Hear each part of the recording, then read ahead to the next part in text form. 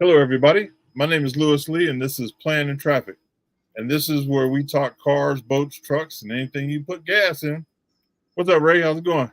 Lewis, yep, came to play in traffic. I was out the last couple of weeks. Had a lot of stuff going on. Good stuff, physical stuff, but back in the saddle, ready to rumble. So, Yeah, we missed your knowledge. oh, thank you. But believe me, you guys. But on a show like this, it really. I mean, we can plug and play with each other because what one guy knows, the other guy doesn't, or one guy doesn't know, the other guy knows three Yeah, times more. So, yeah, we're that's, blessed that way. We got a lot of good knowledge in the show. yeah, that's what's nice about having a community like this. You know, if one of us is stumped on something, we have a network that we can get a hold of and find out. We all got a guy, Yep, got a guy. several of them. So It is pretty cool. yeah, And like on Facebook, we have the chat for just us, just the Planet Traffic guys, and all day they're adding value. I mean, asking questions or posting pictures or talking about Brian, all the good stuff. yeah, the troublemaker. Yeah. So you're not on Facebook though, so you're not in the group chat. We do have a Facebook account. Motormouth Radio does have a Facebook. It actually is when my cousin who was setting up the social media for me years ago, he was pushing me to get a Facebook page. I'm like, damn, I don't want to do Facebook. I don't want to be any part of that. It's nothing but trouble. And but my wife has a page, so basically says, well, let's do this. Let's set up a Motormouth Radio page. It exists. It's there, but it's managed under my wife's account, so it's actually not. It's kind of an adjunct page of hers. So Yeah, I think I'm friends with her. She's right. But you should be able to find Motormouth Radio too, because it does exist. And I go to it, and when I go on, I can switch users, so I can be her, okay. or I can be, So Okay, so I'll put you and her in the chat, so you'll get all of our chats because we have good conversations in the chat. It's pretty cool. Okay, very good, very good, cool. So what did I miss? Catch me up on 2 weeks. I know you had what's the name? I forget the woman's name you had on with the from QA1. I want to be part of that. Yeah, we had Casey from QA1. Great interview. Yeah. We've known her for a couple years, and she's just a good person, all around, just a good person. Right. And real knowledgeable. And she was really nervous, but she did good. I did catch some of that show. I was in North Carolina at the time, and I did see some of it. I want to participate because I do use their stuff. I have 4 QA1 shocks in my car, and I had some questions about tunability and whatnot. But I think she did very well. Good guess. Yeah. She said she's going to come hang out with us because she liked the platform, so that's cool. Okay. And I'm going to try to get some of the tech guys to come on and maybe get deep into some tech stuff. Yeah. You sure it's not just Terry who she likes? No. As soon as Terry showed up, boy, she was all over here. Yeah, she only came because Terry was here. Right. Yeah. Her Terry and her and QA1 got a mean relationship, I tell you. Yeah. Hey, listen, if you're gonna do it with the best. Yeah. And the thing, I don't know if she touched on it, but I happen to know their shock absorbers are rebuildable. So if you do happen to wear out a set, which is unlikely, you can rebuild them. Well, that's pretty cool. I didn't know that. Yep. Now she was telling me that they haven't been doing the car stuff for that long. I want to say she said, what did she say, 8 years, maybe 9 years? Really? Yeah, and they're like the top dogs. So what was the thrust of the business prior to that? Heavy equipment. Oh, like tractors and farm equipment and stuff like that. Okay. Yeah, they've been doing that for a long time, I guess, but the actual automobile stuff is pretty recent. Right. Okay. Yeah, so I learn something new every day. Yeah, definitely. I tell you, they're running like they've been in business doing car stuff for a long time because they're like the top, I would say 5. I guess once you have the experience and you know how to make the product, just to make it for another venue is probably easier than starting from scratch. Yeah. They just had to make them smaller, Yep. But So I'll send her some pictures. She's out of the office this week, so I'll send her some pictures of the bus because I was telling her, man, that bus ride's terrible. right. So see if they could do something for me. Yeah, that'd be nice. Yeah. So what else? You missed last week was just the fellas and us. Yeah. And we talked about the streaming. So Power Tube TV, I'll be on that on Saturday, 8:00. Okay. Be the first streaming. So you can stream that on Amazon Fire or Roku, Okay. or you can download the app on your phone or tablet or wherever, and watch it through their app. Right. So there'll be replays of the highlights of this show, Mm-hmm. the live show, to be over there, replays. Nice, good. Yep. Yeah, maybe we were talking about that, and I wanted to talk to you about that offline about the specificities of doing that, and what's entailed and whatnot. So Yeah, I was going to talk to you about it. yeah, good. I know you weren't feeling good this week, so Yeah. But yeah, I was thinking that give you the info too. Right. Excellent. Yeah. Thank you very much. All right, well let's get the fellas in, see what they're talking about. Yep. Hey guys. There he is. There's the man. Is man number 2. And I've never been called number 2 before. Yeah. Well, how's the saying go? Yeah, always look out for number 1, but don't step in number 2. Exactly. There you go. Right. Oh boy. So tonight where are our hats? Hats. We didn't get them yet from Terry. Yeah, I mean, he's probably sitting on them. Yeah. Okay. We'll get you covered. Yeah. So you were talking about suspensions, right? Yeah. Well, oddly enough, I walked into a shop today and saw something quite interesting. Okay. And let me share. What, pray tell, did Brian walk in on? Well, let me see here. You never know with your route. See the tire? Let's see here. See the tire? Yes. Mm-hmm. Yeah. Looks okay, right? Yep. Yes. All right. Well, there's the backside. Nice. Oh. Where's the rest of the rim? Oh, there it is. I see The it. rim is there, and then it's still sitting in the tire. And guess what broke? A ball joint popped out and cut through the rim. Oh, I was going to ask you, does it cut it like a lathe? Yep, cut it like a lathe. So I told the guy, I said I had a TIG welder on the truck, and we can add and put some wider tires in front of that Odyssey. Fix him right up. Wow. So it was fairly interesting that the ball joint popped out and dragged along. And by the time I don't know how the person was able to steer or stop the thing, but by the time they stopped, the wheel had cut through the wheel. I will tell you, there's a couple of sites I watch on YouTube. Just Rolled In is one. Mechanical Nightmares is another. And I just watched one. This lady driving on the highway at like 50, 60 miles an hour, sparks flying, and then there was another one of a BMW rim, literally had to be missing a good third of the rim and just flattened. It was just locked in place, being dragged down the road. I don't know how these people do it. And if they don't know what's happening, that's one bag of problems. But if they do know and they keep driving, that's a whole nother level of holy shitness. Yeah. I don't get it. Funny to watch, though. Yeah. So it's very important.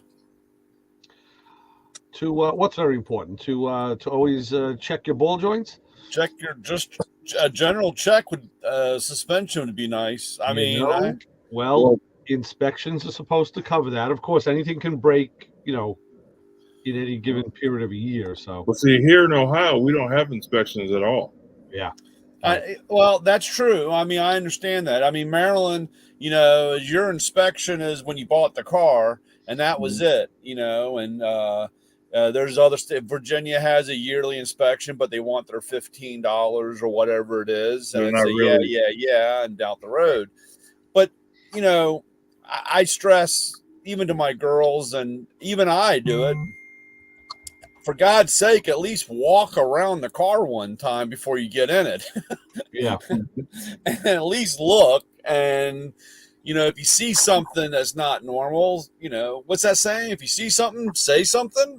You Yeah. know, I find it amazing because the noise, I always like it when the person says, well, it made that noise. And I said, well, you didn't stop. Oh, it went away. So it must have fixed itself. They don't fix themselves. Yeah. So, Right. So that's, you know, a lot of people don't think about, you know, people buy a new car and they don't think about the miles or how many miles that the suspension has on it.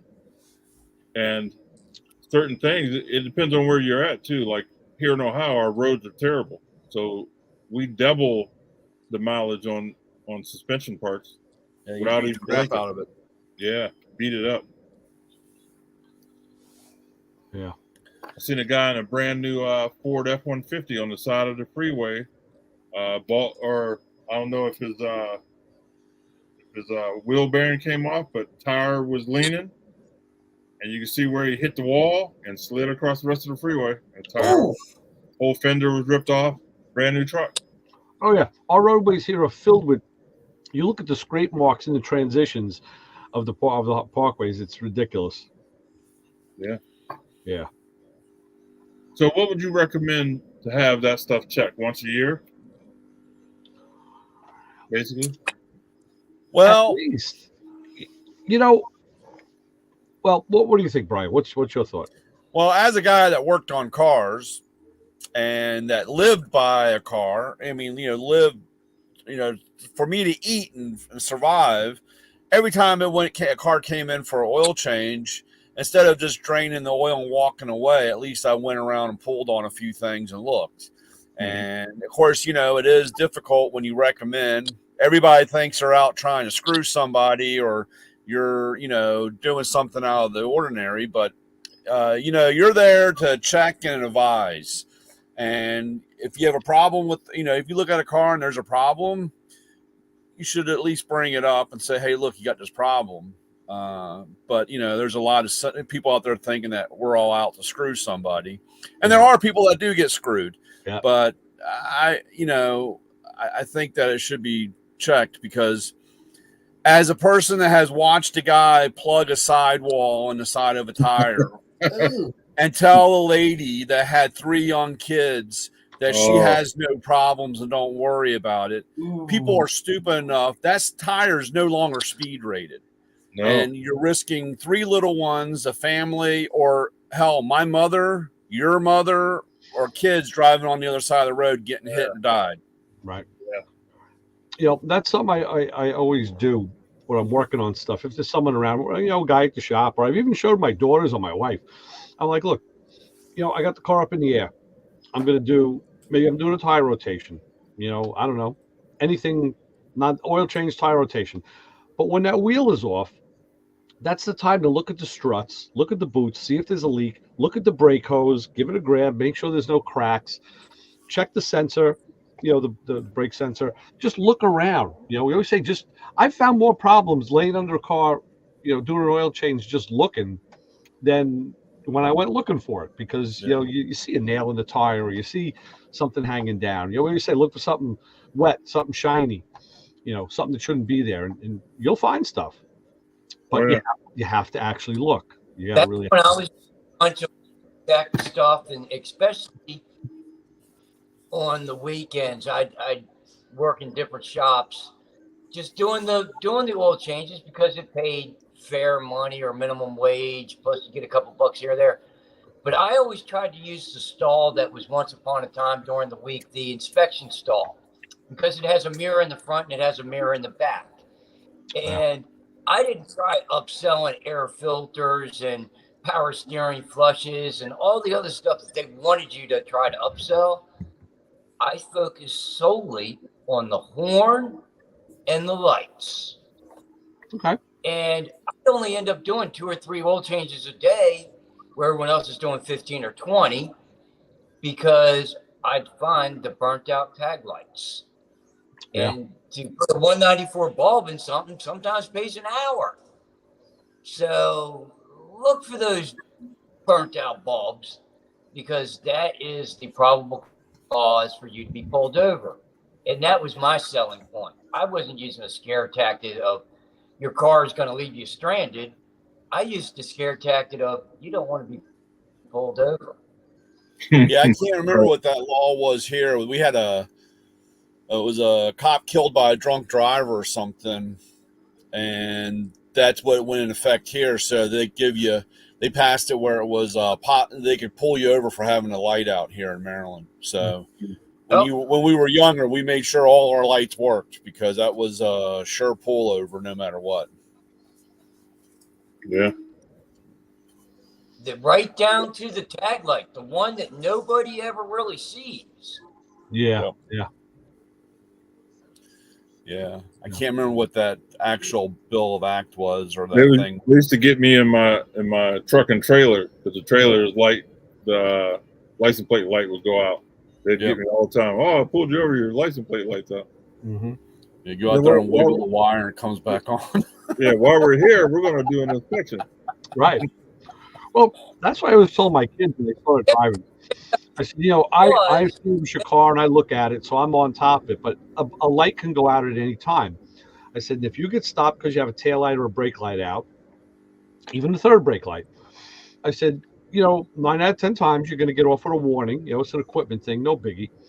I said, but when the officer is looking at your, now your car, and when he looks in the back seat, not if, but when he looks in the back seat, if he finds a 6-pack of beer or a bottle of booze, or there's a spliff in the ashtray, whatever it is, I said, now everything just raised up to another level. Yeah.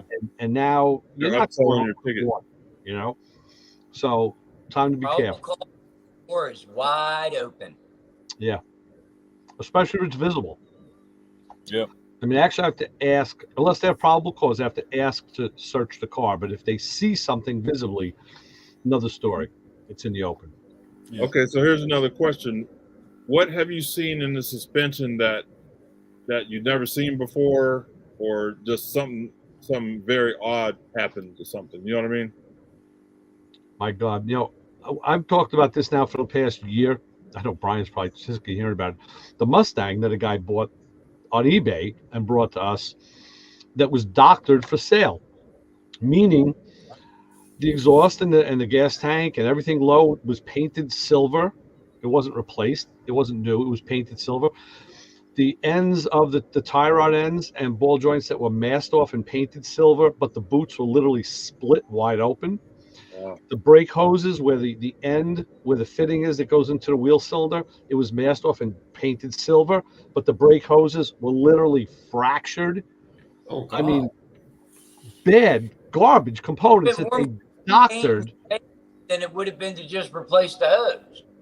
You're right. Exactly. But the point that I come off with all the time is, and they sold that car and let it go down the road to somebody, knowing it had faulty components, brake components. And not only that, that was the one that was a fiasco. I came in with no brakes, a blown right wheel cylinder. Someone had done a dual master cylinder conversion, but left the 4-wheel drum. And I replaced the wheel cylinder. Then I did all the brakes, all the hardware and the shoes, because it was all old. Replaced everything. The guy took the car, came back, same wheel cylinder was blown. Like, okay, that's kind of odd. That's when I found out that when they put the proportioning valve into the distribution block, they had 3 wheels plumbed on one circuit and 1 wheel on the other. So again, it's, I've learned, don't ever trust that just because you see something in there that it was done right, because this certainly wasn't. And again, the car was sent out, to someone to drive like that. So, I mean, that's the latest thing I've seen lately, and it was horrific. It should have never been done. I mean, I see the stuff online, like on YouTube, where guys come in, the customer said they drove over something on the highway, and there's like a a spike through the front fascia, through the radiator, through the oil pan. It's like, like a 5-foot long bar. I mean, I had some crazy stuff. it was Montgomery County Recycle. It was over there off Shady Grove Road, but the guy that ran that place or owned it, his field car was a 928, and he drove around in the field. I mean, in the yard, and he comes in, and you can hear this thing coming in up through the circle. Hear this thump, thump, thump, thump, thump, thump, loud thumping noise. Yeah. And he comes up, and I go out, and they said, Brian, this guy's got a noise in his car, and walk up. He goes, yeah, it's when I rotate. He moves the car real slow, and you hear this thump, thump. I said, well, let me put it on the lift, and I bring it in, and I can feel it in the steering wheel. Well, a lag bolt had gone through the tire and through the wheel. Wow. And the end of the lag bolt was hitting the bottom of the ball joint when it came across. Oh, God. And he drove it. I mean, they had low profile tires. I mean, it was like, I guess it sealed some kind of air in there, but I don't know how in the world he didn't wreck the car or tear it up any more than what it was. But again, it's just like it's bad enough it wiped out a wheel and a tire that, cost $1 million then, but now you've structurally banged around on the suspension, and you're like, well, again, how what's too much or how far is far? Yeah, just I'll tell you. Yeah, just recently, it was last year during the Holy Grail up here at our car show. A older what was that thing? It was one of those what's those things called? The C coupes, or the trucks, C cab truck things. Yeah, came up there, and I walked up and I said, "Hey, your link bar's hanging down." And the guy looked at me and goes, "I just had all this stuff done." And I said, "Well, it don't look too safe."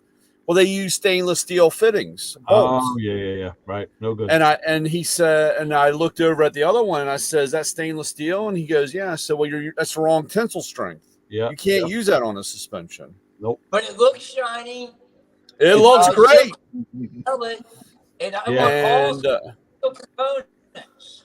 Yeah. Yeah. And again, it's one of the hardest things or difficult thing is you can't know everything, but you should at least ask a few questions. And some people don't know what to where to start. I mean, because the cars that I work on, they don't know anything, really nothing about cars. All this guy knew with the Mustang is he wanted a convertible, so he overpaid for it, and then he paid us 3 times to modify it. And he sold it at a big loss because his wife was up his ass because he spent so much money.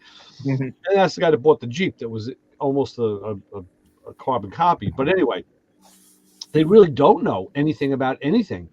And it's scary.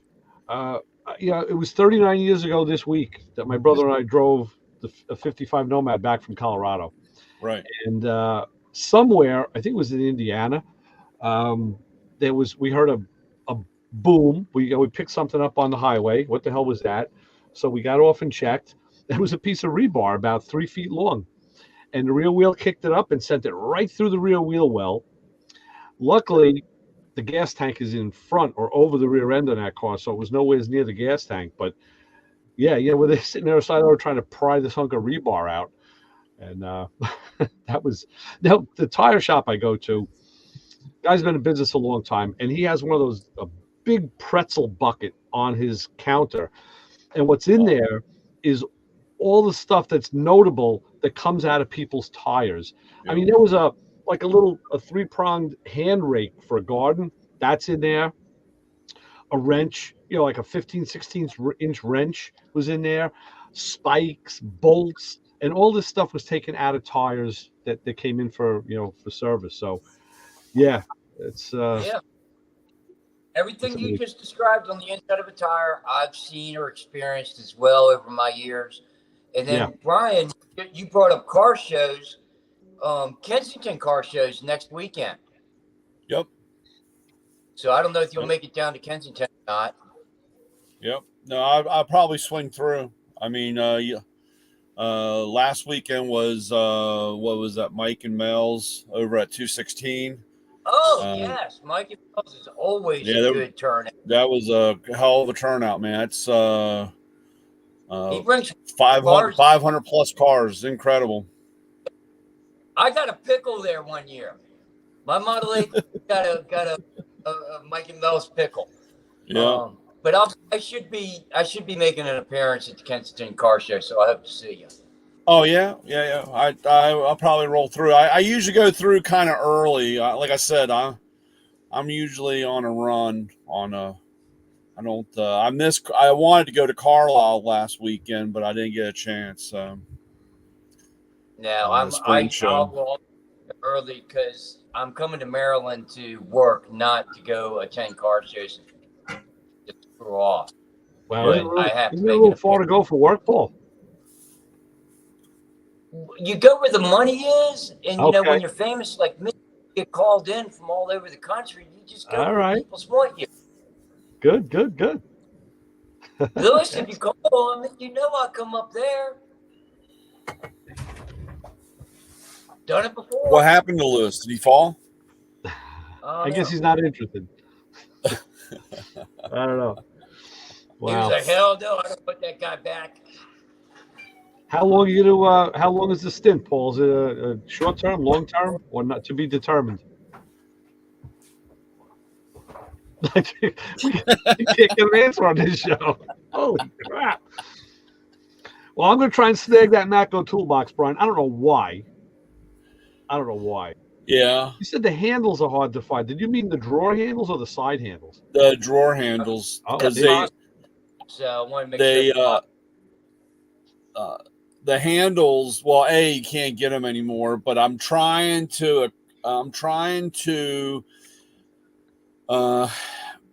find a great number of them because I want to make a grill. I want to use those as a grill. Well, yeah, this box had them all on there too. Yeah. Usually, and actually, if I could find a full box, I had one. I had the neck. I had a. That's early. That's mid 70s there, or that's 70s. At early 80s. It could be. It's most likely in the late 70s on that box, but. I had a 84-ish, 85 that I had here forever because I wanted to restore it, but it had the handles that came all the way across. It didn't have like those drawer handles. Oh yeah. The handles that way because normally, believe it or not, because at the earlier models, unfortunately, because we built toolboxes for Mac, a lot of times some of the handles would actually say Mac and not Matco on them. Oh.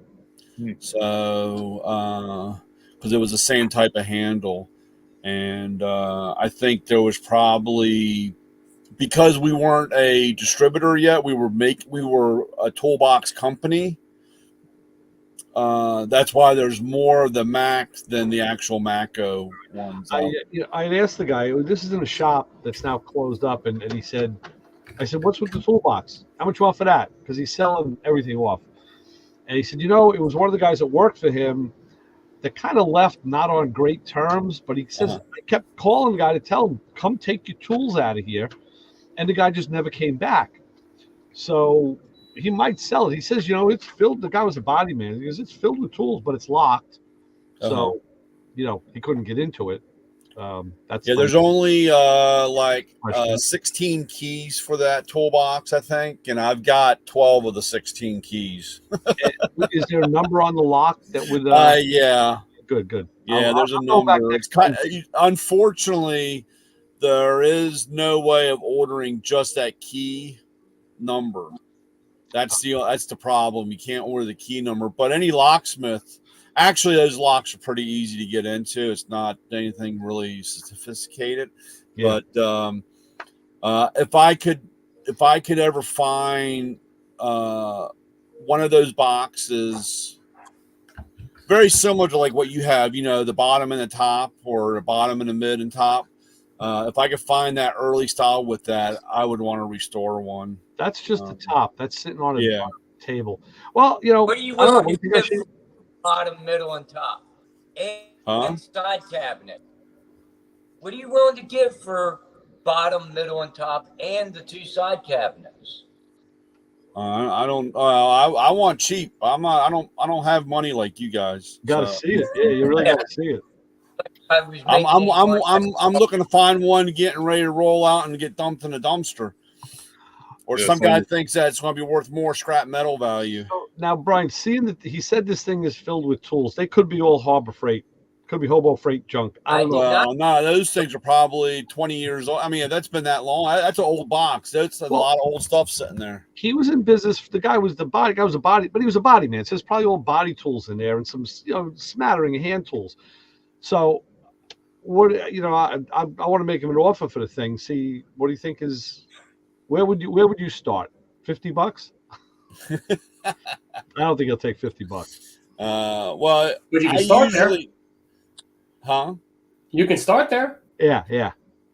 I mean, usually with that, I try to see where they're at. They all think it's worth $1 million.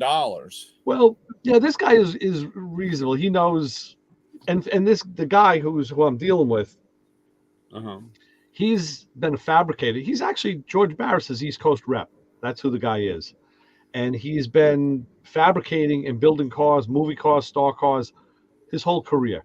And he had a parts room in this building that I was in, and he'd literally go to Harbor Freight and buy, if he needed one, he would buy 10 of everything he bought. He'd buy 10 or 20 because he knew that, you know, like he's the kind of guy, like he'll break a pair of pliers, just throw it out, give me another one. You know, everything was expendable, everything. So, you know, now he's down to like bare bones. What kind of box? What's that, Paul? I said I'd be interested in liking to know what kind of body hammers are in there.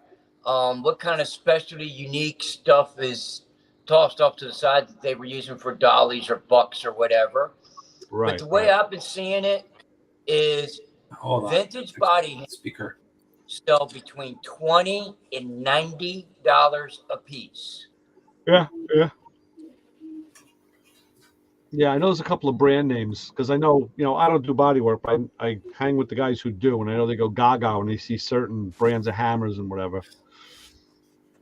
Yeah, I mean, it's really hard, especially since it's locked and nobody knows what's really in there. Well, it's the mystery box. So, like, I'm not going to pay too much for it. I'd want to really be just buying the box, and whatever's in there is free, you know, because I don't know if it's junk. It could be nuts, bolts, screws. I mean, every body man has a drawer full of nuts and, you know, screws and it could be a handful of clips. Yeah, so I'm not counting on it being, you know, top line stuff. And yeah, I'd be really looking at just for the box. Yeah, I mean, you know, like I said, I would start because then I'm swapping it to you for credit for my own stuff. So, you know, we'll just go down the line here. You know, I'll tell you what my thought is. You know.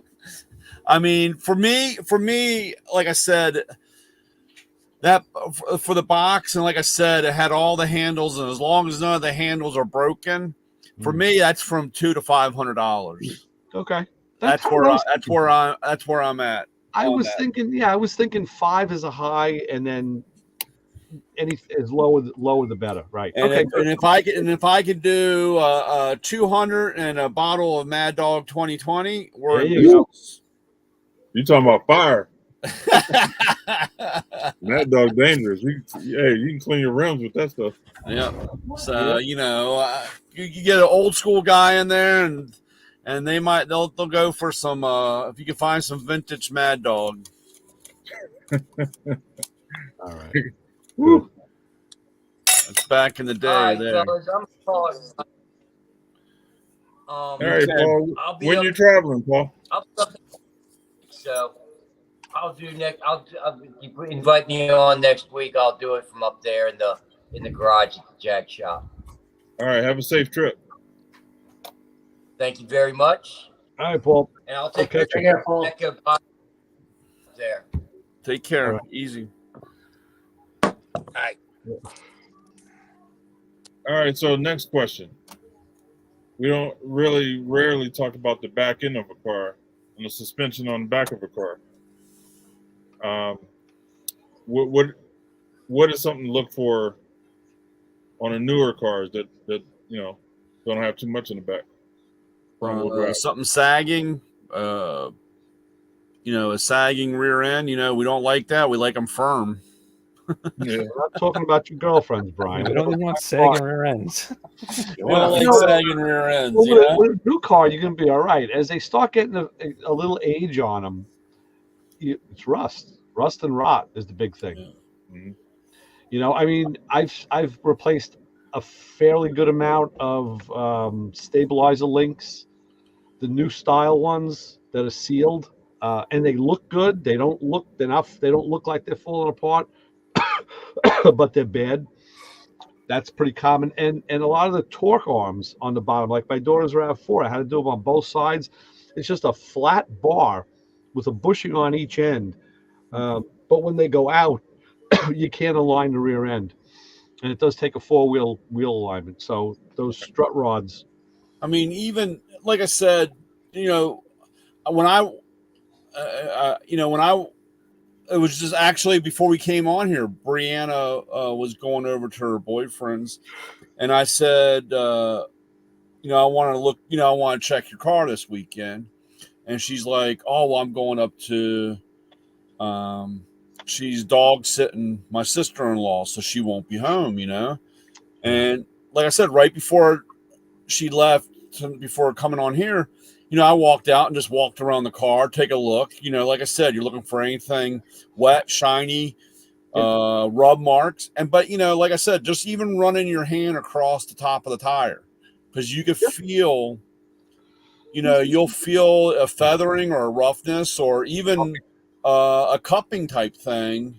Yep. And that, okay, well, we got a shock issue, or we have an alignment issue, or we got something that we need to look at. And you don't have to be, a real rocket scientist in this. That's why I used to tell my customers, they would say, well, I don't know anything about this. I just get in and turn the key.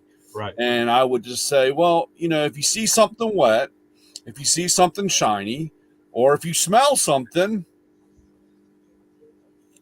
that, that's not, that wasn't normal, right there and there, that, okay, we need to talk to somebody or have somebody take a look at it. I had a guy tell me once he thought he had a brake fluid leak. And I said, really? I said, why do you think you have a brake fluid leak? And of course, the correct answer would have been low or spongy pedal, no pedal, whatever. But he says, well, no, because I checked the fluid and, it was lower than it should be in the reservoir. So I added some, and in another couple months, it was low.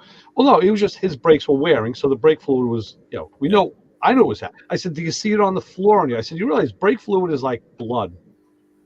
It's super, super important, but it's in a sealed container for the most part. And if you ever see it outside of its system and container, like blood, that's when you worry. I said, because it should never be outside of its container. Right. And he says, no, there's no leaks. I said, well, you don't have a brake fluid leak, But then, of course, there's the cases like I seem to get lately, the cars that leak brake fluid from the master into the booster, and you never see that one because it gets tucked in. So, barring that, so I explained to him how as the pistons, as the brake pads wear, the pistons come out and the fluid replaces the space. So he was happy about that. But I said, yeah, be careful, how you say that, you don't have a brake fluid leak. But that's why when I was down in North Carolina, I knew my daughter had her oil change done, which made me cringe because they went to like a 10-minute oil change place. So I actually checked to see if there was oil in the car. There was. But I was on a regimen of rotate the tires when the oil's changed. So I asked her, did they rotate the tires? Did you ask them to? Oh, I don't remember if I did or not. Well, do you think they did it? No, I don't think they did. I said, okay, good. The bad part is you pass the mileage. I mean, it's not a hard and fast rule when to rotate your tires. A lot of people have different. I just say do it when you change the oil, because if you do that on a 4,000 or 5,000 mile rotation basis, that's kind of a good interval for rotating the tires. So, I got out the old scissor jack down there, and I'm lifting this thing, trying to find like the I'm looking at the car on the side, like trying to find the midpoint, but I know I got pretty close. And I said, you know what? It was a pain in the ass doing it in a garage, but luckily I brought my really nice Matco red 21 millimeter socket. I brought a breaker bar, and I brought my torque wrench. Well, you live on the edge, because you with the scissor jack, picking up both sides like a pit crew, is a piece that right there. Gets you get the golden trophy on that. Well, like I said, I had no other choice. Hey, if she had a flat on the road, that's what you're going to use, is that stupid scissor jack. I mean, you're not going to use it in the middle, obviously, but but really, what I wanted to do was get those wheels off, because I wanted to look at. I wanted to get a look at the brake pads, and I brought a good Matco light with me, so I had my good light source. I wanted to look at the pads, look at the hose, look at all that stuff that I just said. I wanted to get a look, because I don't know if they hit something on the road. You never know what happens, so you don't know until you see it. And now being like almost 700 miles away, I don't get to look at it every other week. Hey Terry, what you batting said. Coach, I saw him on Yankees at 5. He's a new batting coach. New batting coach. But the one thing he did say that you got to watch out for, and a lot of people have this problem, your stabilizer links or your strut rod links on the back or whatever. A lot of times tow trucks hook to those and bend them. Oh yeah. And they could tweak it a little bit, and you may never notice it right offhand, but you're like, well, why am I going through tires, or why is the tire sitting, why is it tracking funny? I mean, there's, little things. It was one time I happened to be behind her. We were going somewhere, and I noticed the one wheel was just out a little. I said, she needs an alignment. That wheel is out. And my wife's like, what are you looking at? I'm like, look at the wheels. Look at this one straight. Look at the other one. It's cambered out a little bit. Mm-hmm. And then when I got it into the shop, that's when they told me, no, we need this lower strut rod. We can't. And I had to get it from Toyota, no less, too. But I said, all right, give me it back. I'll get the rod. I'll change it, and I'll bring it back in. But yeah, no, they hook to anything. I mean, they just throw the hook under, and whatever. Yeah, they don't look. It's like throwing a line out in the ocean to catch a fish. They just throw it under there, and whatever it grabs, bang. That was like when the first time I went on a repo job. Yeah, guy asked if I ever repoed a car, and I said no. And he goes, "All right, you just take this hook and you throw it up under there and pulled it, and it went right through the radiator. We dragged that car right down the road. So I mean, it was tough. Yeah, sometimes you got to do it that way. That's what I was going to say. Well, the funniest part about the whole thing is Jim, the guy that I went with, and he was like Barney Rubble. He was shaped like Barney Rubble, and no neck, and he smoked Pall Malls, and they were so packed that the ashes never fell. So he would just keep it in his mouth, and he's talking, and the ashes are hanging out like this when he's talking. I walked around like this trying to catch them, because it drove me crazy. But as we were going, he goes, now when we come up here, just throw that hook up underneath there and throw it on the boom, and we'll re-secure it down the road. And I said, okay. And he slows down, doesn't stop. He slows down, and I jump out. And as soon as I say, I got it, he takes off. And my fat ass is running after the tow truck and the car with the dragging down the road. So I said, Jim, why didn't you stop? He goes, in case we got shot, they're going to shoot you first. I was like, oh, my God, I don't know if I want to take this line of business here, It's tough being a repoer. That's why they came out with the self-loaders. And it was just a video about a week ago. I don't know if one of you guys sent it. I know I saw it, and I think I forwarded it out. It was a black dude. He's in the tow truck, the self-loader, and this guy was good. He pulls up on a block. He sees the car in it looked like an apartment building or whatever, and there was a guy outside too. It ends up the guy was the car owner. He backs that truck in, lowers the boom down, backs right up past the guy, bang, catches those wheels, raises it. The truck was, and as he was putting the truck in drive, it was like one fluid motion. Yeah. You know exactly who you're talking about. Yeah, he's popular. He's famous. He grabbed it, hooked and booked, and the guy was like, "Hey man, that's my car." Like, not anymore. Yeah. Like, that was That's what I've missed the most on repoing is the actual getting shot at. snatching the car. The rest of it I can leave alone, but the snatching the car was the best. Yeah. Yeah, that was something. That's awesome. I went to a repo conference down in Florida, and I met the guy that invented the self-loader. Uh-huh. And he was telling us that I don't know if I told the story before, but him and his buddy were repoing a car, and they had the old sling type where you had to get out, put the chains on. And a lady came out and stabbed him in the back. Oh man. So he said, either we got to find a way to do this safer or find another job. Right. So he said the first thing they did is they cut holes in the cab of the truck and ran wires back to the arms. Right. So they pulled the PTO back up. He said they pulled one switch, the lift dropped, pulled another switch, dropped, wrapped around the tires, pulled another switch, they hooked it, and and he said it all worked out with all these cables going through the bed. Yeah, that was the prototype. Yeah. So he said the first time they used it, they couldn't even drive. They were laughing so hard that it worked. Yeah, my buddy at the shop bought one. It was a truck that was stationed at Starrett City because there's a lot of underground parking and it's tight, and it's a short bed tow truck with the self loader, and they were saying like they'll get cars out of 90-degree spots. They'll pull up to 90 degrees, they'll make that car turn and out. Yep. So you can back up to a car that's parallel parked. Right. T-bone it. Yeah. And that lift will wrap around and you lift it up and pull straight out. And that's why he bought it, because it has that mechanism on it. And and he has he's got it sitting in the yard. He hasn't used it, but he just bought it because it's a cool piece of trivia. It's a cool piece of it's no joke history. Yep. They're expensive though, man. Back when I was repoing, it was from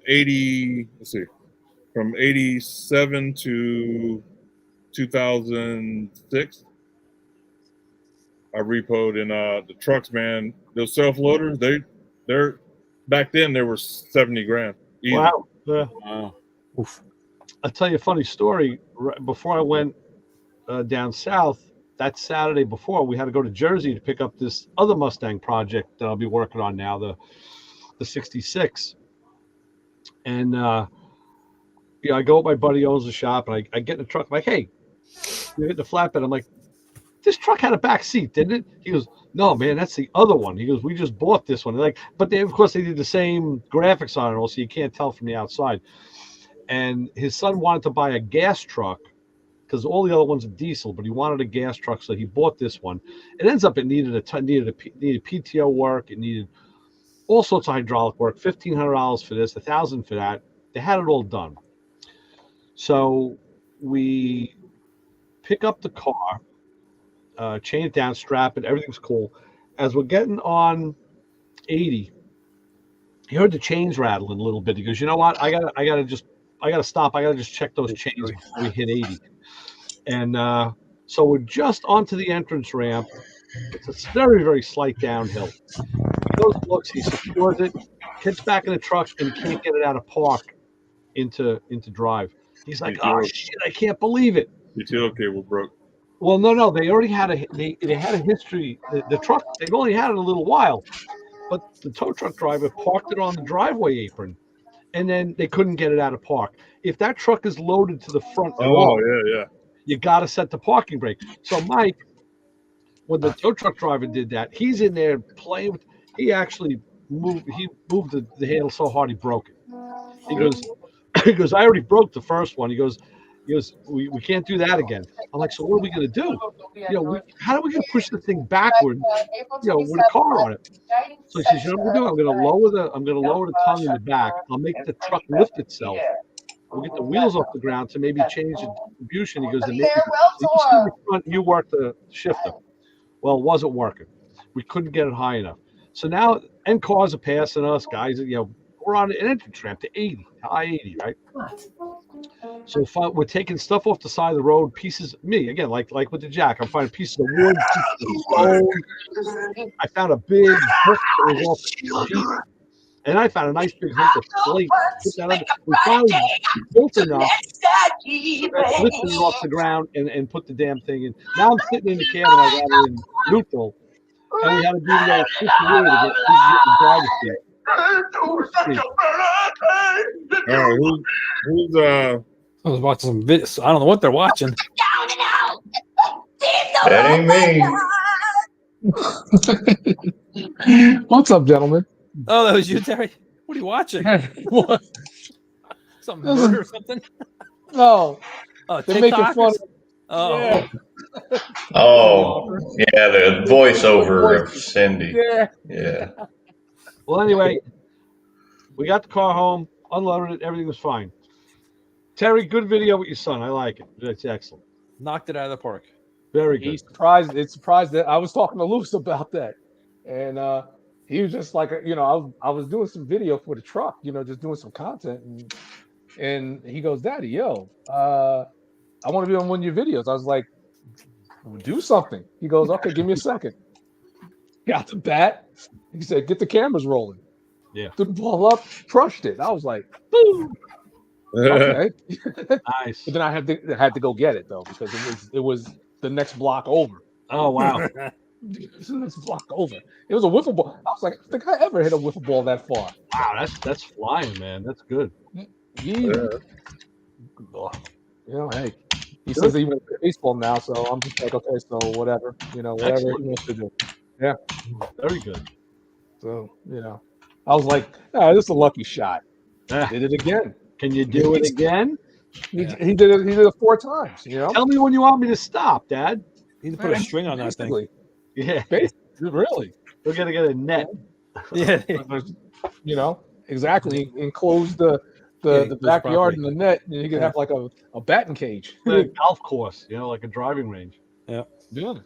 Wow, that's good. So, I'm very proud of the boy. Yes, you should Even be. though he's not going to bed, you need to get your butt in bed. There you go. It's like, are you talking about me? Yeah, we talking about you. Yeah. Just bring him on the show. He could hang out with this one.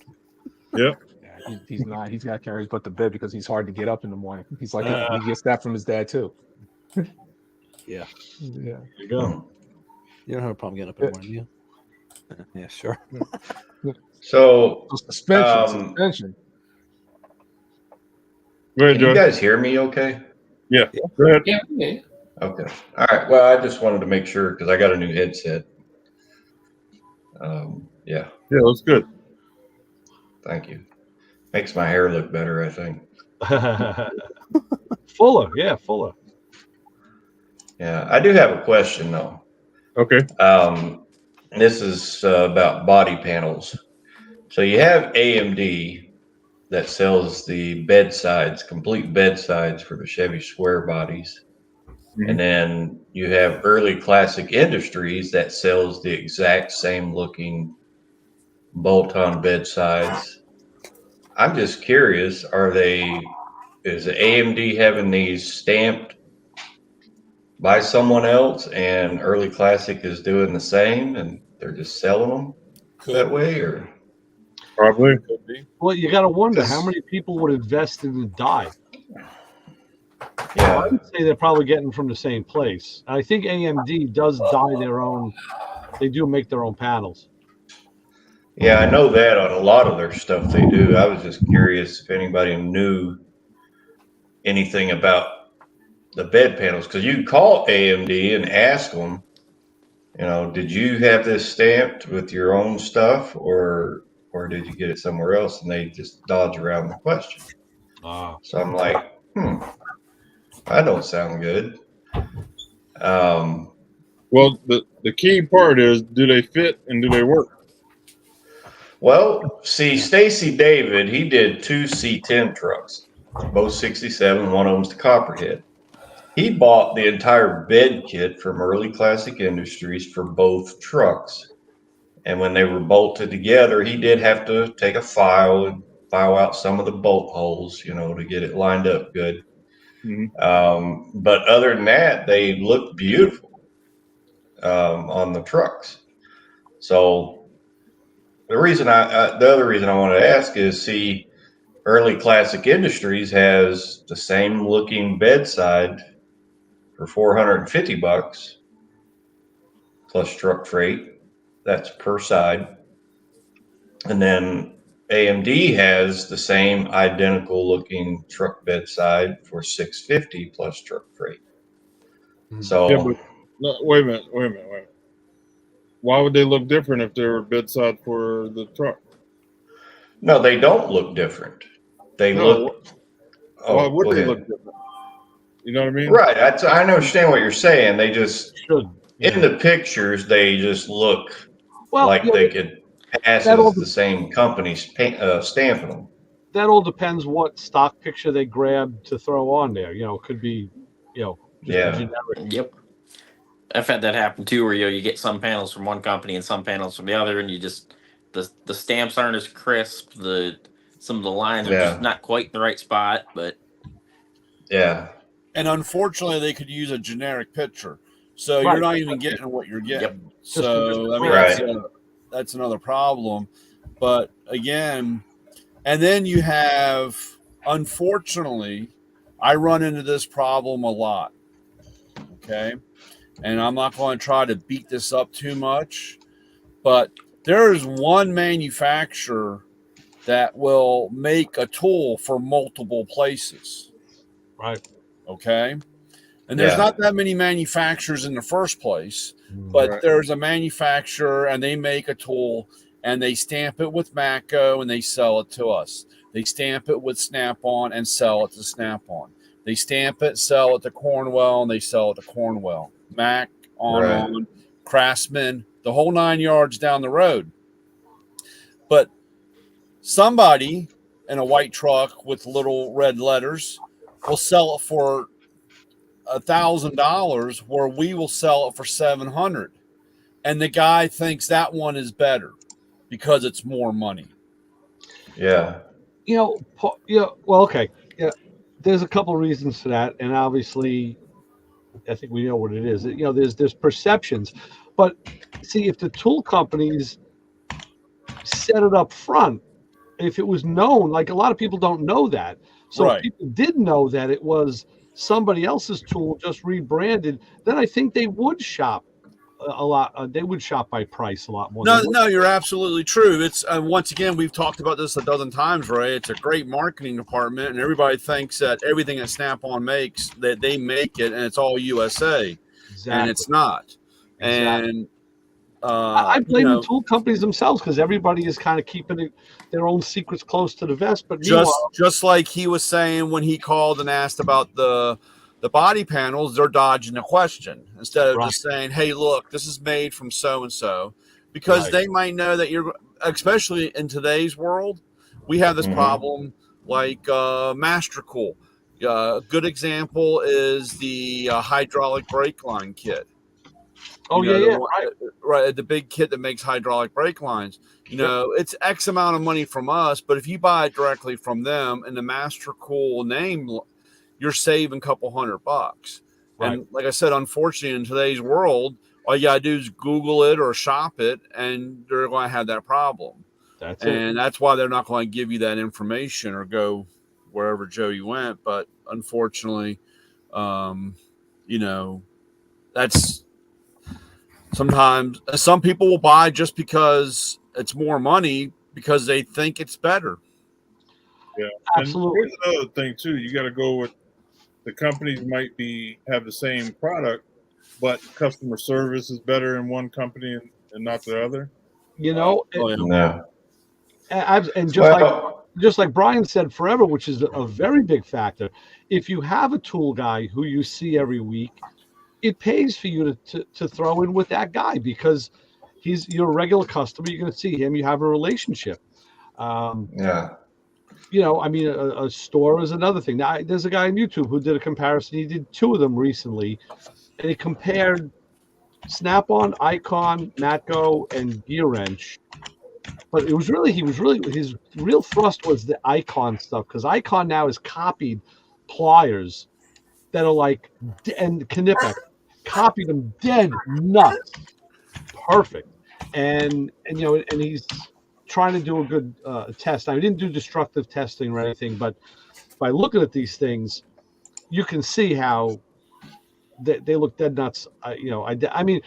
But like Icon, they did change maybe the jaw curve a little. They changed the handle just to stay safe with patents and things like that. Yeah. Well, I had asked the guy too. I said, I flat out told him, I said, look, I can get these bedsides at Classic Industries for $450 a pop. I said, do you price match to keep business over your way? And they said, well, we can't go that low. I'm like, all right. So I don't know. I think I'm going to bite the bullet because I'm ready to break out the credit card on this truck. I just pulled it around front today. It's out in front of the shop. Tomorrow's going to be up in the 70s. I did get time. See, I knew buying this truck that it had been in a head-on collision in 1987 and that some framework had been done to the passenger side. Well, today I was able to really do some inspection on that frame. That frame is toast. I cannot use that frame. The passenger side, you can see how they pulled the frame rail back out and then welded it and put a gusset on the inside part of the frame rail. But then when I walked to the end of the driveway and looked back at the truck, you can tell that the front bumper is shifted up to at least 3 inches to the passenger side. It's not centered where it should be. That's a lot. You need to do the water test. Spray a little water and drive through it and see how all tires are tracked. Yeah, the front frame horns are skewed. That means. Yeah, well, I have a donor truck out back, and I'm going to go out tomorrow and inspect that frame. If it looks good, that's going to be the cab that's on that frame is going to be sheet metal that I'll take for repair the roof and stuff. But I'll pull that cab off and just use that frame instead. Joey, I had another thought before we get off the topic totally about the price of those parts. I remember many years ago I was buying parts for my Pontiac because I had some money. And I think it was when I bought my, I was dealing with inline tube or stainless steel tube. I was going to buy all the stainless steel brake lines and stainless steel braided hoses and, all the whole spaghetti. And it also happened to me with an MSD. And they gave me their price on their line. And then when I said I wanted the hoses, they gave me a price and I had priced them around. So I said, wait a minute, I saw them, cheaper through Summit. And I said, do you price match or whatever? And he told me, he said, he says, we do make these hoses. He goes, and we sell them to our distributors to sell to the public. He says, we sell them for more money because we want you to go to our distributors and patronize them. So he says, I'll sell them to you, but I got to sell them to you for more money. So he said, if you go to Summit, he goes, not only will you save some money, you'll be helping them out. And I had the same thing happen to me with an MSD ignition. So maybe it's a situation like that where they give the other place a price. Yeah. And I think when I called Classic Industries, early Classic Industries, they didn't have a problem telling me who stamped those. I think they said it was like Dynamark or something like that. Okay. I think is what they said. But I'm going to call. See, Terry, you'd given me a name of the guy there at AMD. The guy that does the marketing stuff. Was it you that gave me that name for that guy? I'm not sure, but the guy Jason is Jason. Yep. Yeah. You gave me his name and I called left a voicemail for him like 2-3 months ago, and gave him my email in the voicemail, and never heard nothing back. So Keep trying. I don't The know. boys are busy. Keep trying. Yeah. That's all I can say. And it's good that they're busy. Yeah. Oh yeah. And they just got through. They was up there with Tyler up in well, I don't know if they were in camp. No, no, that's what it is. I'm wrong. They supplied the sheet metal for that charger. Oh yeah. Yep. They supplied that sheet metal. I was there. I was at Tyler's shop, actually Ray's shop, when they were putting it together. And like I said, man, I mean, Lou will tell you, if you if you walked in, the only way I knew that car was a Ford was because the hood was off and it was a 4.6 engine. You know, that's it. If that hood was on, I mean, yeah, I think that's amazing how they take those Crown Vics and those panels and everything. It's less than a half. Perfect. It's less than a half-inch long. I mean, so it's a perfect platform for those charges. And so AMD was definitely in the house. Yeah. It was funny on that video on the General Lee. I was reading those comments, and those people were like, "What are you, stupid? That's not a Crown Vic. That's a Charger." And they're cussing these guys get in a whole bitch fest, and I'm like, God, I mean, just people can't take. First of all, they can't take the 30 seconds just to read the thing, or at least try to understand. Of course, the perception of what you see is, it's just like you said, the internet can't be wrong. You know what I'm saying? It's on the internet. It can't be wrong. Yeah. Terry, if you don't mind, can you share that guy's last name with me again? It's Jason something. I wrote it down. I really don't even know what his last name is. Okay, just call and ask for Jason. Okay. Jason, yeah, he's the only one there. Yeah, I will try again tomorrow. I would love to just know. I mean, if they're stamping on themselves, then I know they're going to be perfect. You know what I mean? But if they're getting them from the same place, I tell you, just tells you how old the die is. Yeah. Right. The CUDA, I can only go find the CUDA in the truck. The CUDA, I mean, it's just like, I mean, you've seen the videos. Oh yeah. Well, I've watched. Just beautiful. I mean, they fit beautifully.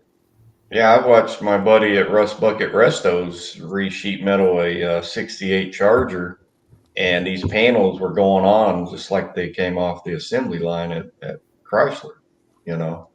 Wow. Matter of fact, Lewis, you should try to get him on here to interview him. His channel name is on Instagram is all. It's Rust Bucket Restos.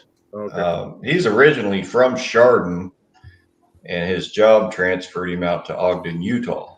And Ogden. He took that Charger with him, and since then he's added a 71 CUDA to his arsenal, and I think it's a 70 Satellite or something like that. He calls it the Ratty Satty, and he uses that for drag racing and taking his kid to school. If you could text that to me, remind me. I'll try to hit him. I think he would be great for being on the show. And another one I've been trying to get him to give me his contact is Gibson 6.3. That guy, he is in love with those old C10s, and he's rebuilt like 3-4 of them on his channel already. Yeah. So they're hot trucks. Yeah. Both his truck was his high school truck. The first one he did was a 63, and then his brother bought a blue one. I think a 64 is what it was. And then his brother, mid restoration, decided he didn't want the truck, and he didn't do a full restoration like he did on his high school truck. He just went through and fixed and patched all the rust up the right way, and then redid the suspension, lowered it, added a crate engine, and gave that to his dad as a Father's Day gift. And now him and his dad go cruising together down there in Tennessee. Nice. And now the one he's on is another 64. black step side that is shaping up to be just as beautiful as the other two. You know, when I was doing all my sniper homework, when I was doing my conversion in my car, I came across a guy that had a C10, and he had converted his, and he did a bunch of videos, and he was a real kind of down and dirty guy. I wonder if that was one of those guys. I don't know. He's a real good homebody type boy. He does construction, framing, house framing. Yeah, this guy somewhere. Yeah, his name is Jason Gibson or something like that. Yeah. He's from down there around Nashville. Yeah, it's like a year ago now, so I don't remember. Yeah, it's a beautiful red fleet side truck. All the chrome, and he's got the chrome, how it gets wider as it goes to the back of the truck. He's got that one section painted white like it was in the factory. Yeah. Gorgeous, absolutely gorgeous truck. He did the entire thing in his garage out behind his house. It was amazing. Yeah. And that's just, well, I'm doing the same thing with my square body. I'll be doing it all right here in the driveway and in this shop. Yeah. So if I could, I'd move my restoration shop to the other garage, but you can't get in there because you got a 29 Chevy coupe sitting in there and another 29 Roadster sitting next to it. Whose are those? The coupe is mine. The Roadster is my cousin's. Oh, cool. Yeah. It's a nice pair. Oh yeah. Yeah. The Roadster one belonged to his dad, my Uncle Tom. And he parked it when we were kids. He would get us in that thing. And, I mean, these doors, you know how they are. You hit the wrong bump, the door flies open. Yeah. He's out in the front yard doing donuts with us in that truck. The door would fly open. He'd grab us by the neck or the shirt collar, hold on to us while we're going in donuts. Right, like, right. Oh, thought we were going to die in the front yard. It's better than the backyard. Yes. All right, guys, time for me to bail. So long, Jim. Take care, guys. All right, Jim. Yeah, Jim, take care. Yeah, I got to get rocker panels for mine and cab corners. I was looking. Oh, what year is that thing you got? 06. Go to Facebook Marketplace and type in the year and the make with rocker panels in there. There's a guy I just saw a couple of days ago. He cut the entire rocker, inner and outer rocker, and part of the floor pan out of rolled over wrecked trucks from those years that are in perfect condition. All you got to do is just cut all the spot welds out, pull that panel off, and then pull your old one off, put it on there, and boom, it'd be factory. And probably cheaper than buying them aftermarket. So Marketplace, where's he out of? I didn't click the link, so I don't recall. If I see it again, I'll post it in the Facebook group for the planning traffic and tag you in it. Yeah, but yeah, he had a whole bunch of them laying there. He's probably got what you need, but I don't remember where he was at. You need a Cadillac roof, Lewis. Yeah, I need a Cadillac roof. You got a Caddy roof in it laying around? What year? 77 to 78. I don't. Got 259s. Yeah. But one's a Couple years old. 2-door and one's a 4-door. That's about the only thing left that's good on it. It would be the roof, but it's probably getting real thin. So let me show you how my luck is. I had a tree fall in my yard, and wait a minute, let me pull it up. I don't know how close, how you can see this, but